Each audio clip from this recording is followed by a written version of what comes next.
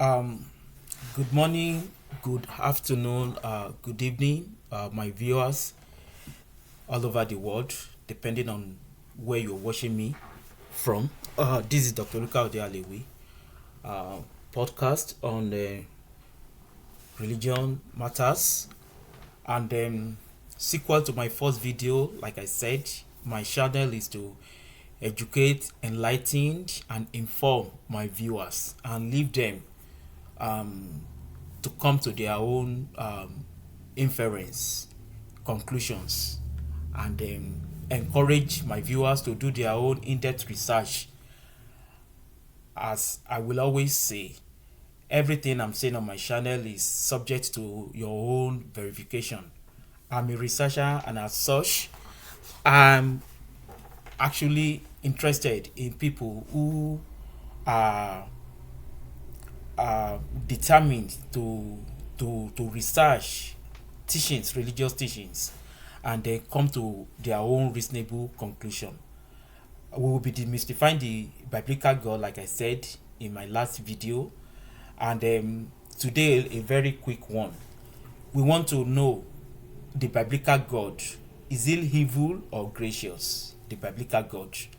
After this video, I'm going to be talking about the origin of the Bible, how it was compiled, if it was really a message from the Almighty Creator, or some kind of manipulation, man-made book copied from other ancient texts. First, today we'll be looking at the quality love. Um, if you're a Bible student or a Christian, there are four cardinal attributes of the biblical God. One, love, wisdom, power, and justice. Today we're going to be talking about that loving God. Like I said, my podcast is for my viewers to verify. Number one, love. If you read your Bible, and if you have pen and paper, please, I want you to note down everything I'll be saying on this channel so that you can go and do your own research as to if I'm actually saying it the way it is, or if I'm making it up. First John chapter 4 verse 8 says, "But whoever does not love does not know God, for God is love," emphatically. Also, First John chapter 4 verse 16 says, "God is love, and all who live in love live in God, and God lives in them."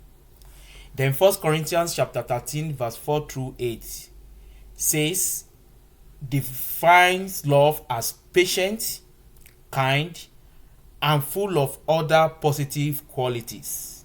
Again, love is patient, is kind, and is full of all other positive qualities. Psalm 103 verse 11 to 12 says, compares God's love to the vastness of the heavens. That is how immense God's love is. Okay. Psalm 86 verse 16 says, "But you, O Lord, are a God merciful and gracious, slow to anger, and abounding in steadfast love and faithfulness." I repeat, Psalm 86 verse 15. "But you, O Lord, are a God merciful and gracious, slow to anger, and abounding in steadfast love and faithfulness." Now, we've been able to establish from biblical accounts that God is love. Its love can be compared to the vastness of the heavens, okay?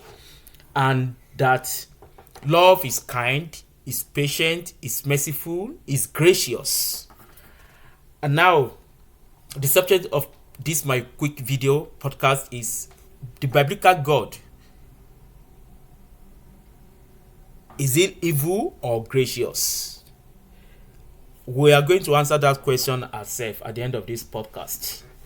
Now, a loving God, a loving Father who created all, first made the first human couple, Adam and Eve, in the Garden of Eden. He was so loving that he planted everything for them to eat, consume. He said they should be they should um give birth, they should give birth, multiply, and then inhabit the world.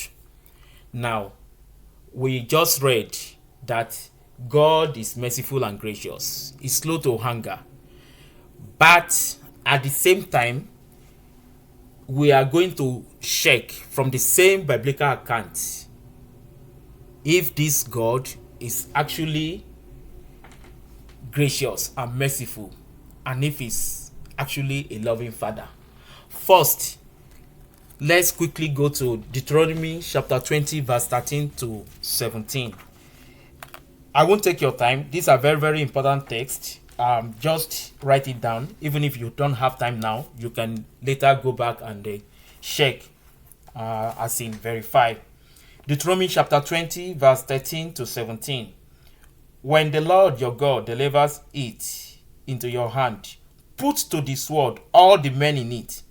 As for the women, the children, the livestock, and everything else in the city, you may take this as plunder for yourselves, as you may use the plunder the Lord your God gives you from your enemies.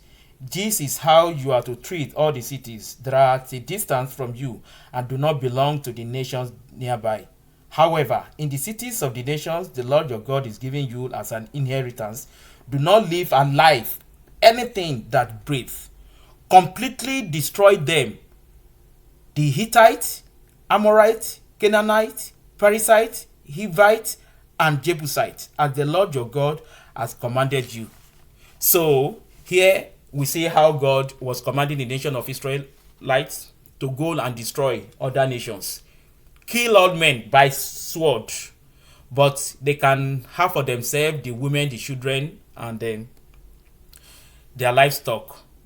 So in your mind, I want you to compare this Bible to the book of Psalm, we just read, that God is loving and merciful and gracious. Remember, he created the Israelites, he created the Canaanites, the Hittites, the Jebusites, the Amorites. Okay.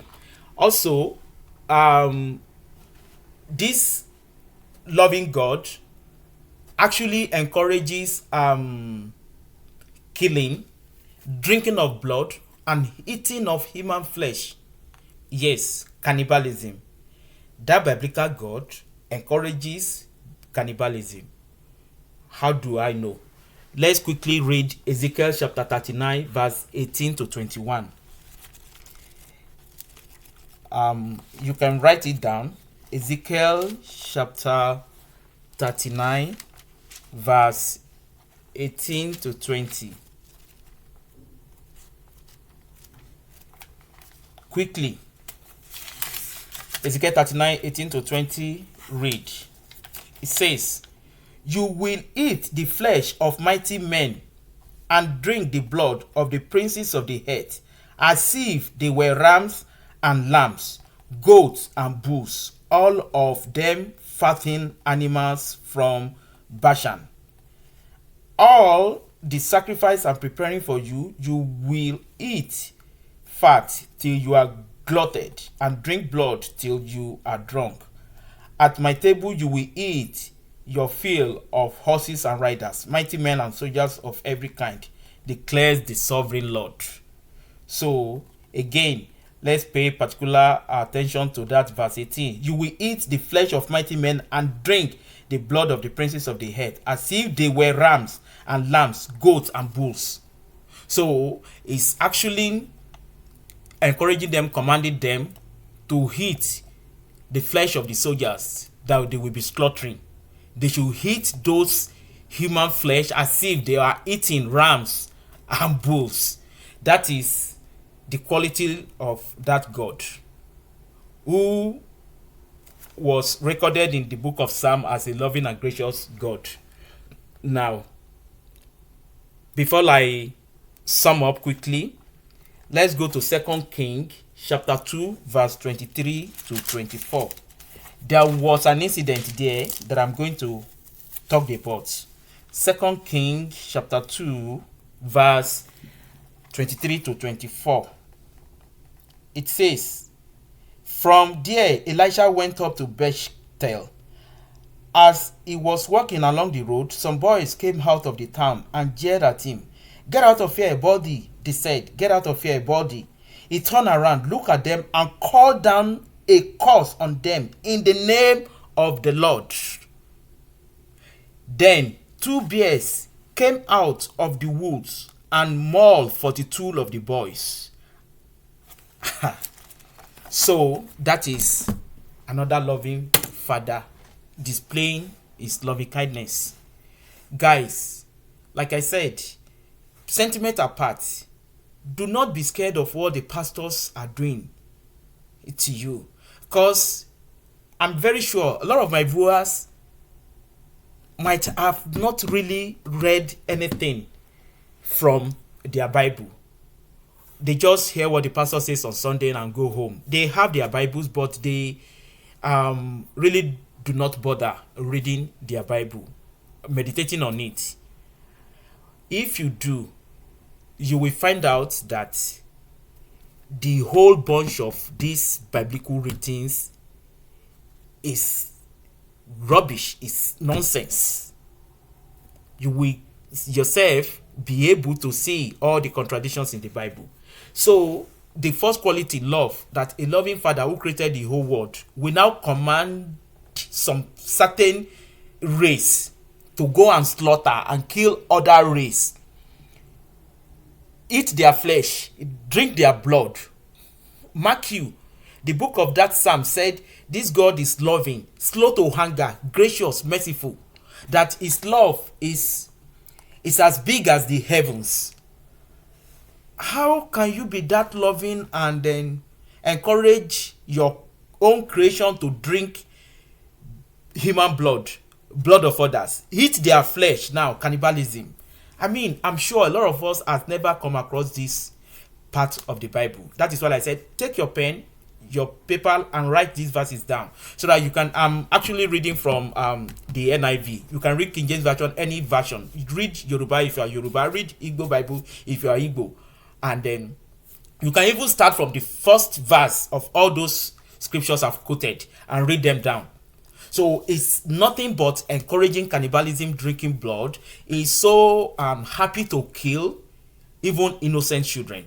As we read in that 2 King chapter 2 verse 23 to 24, Elisha was his prophet.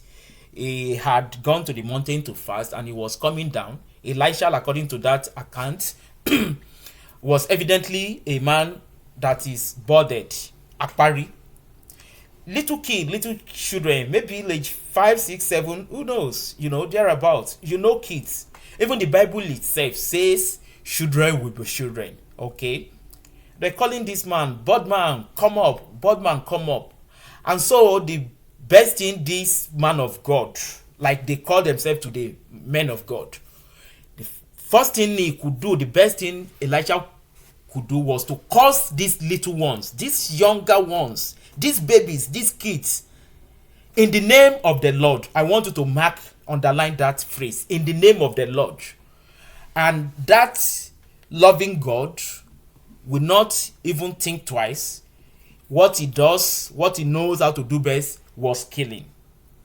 Babies, kids, women, whatever. He caused 2 bears to come out from the forest and maul 42 innocent children. That is that biblical God you pray to. Kill 42 children. Okay, Bible says he hardened the heart of King Pharaoh in the Bible. Made him do his wishes. And still went ahead to punish him for what he made him do. And even punishes innocent souls that weren't part of the drama.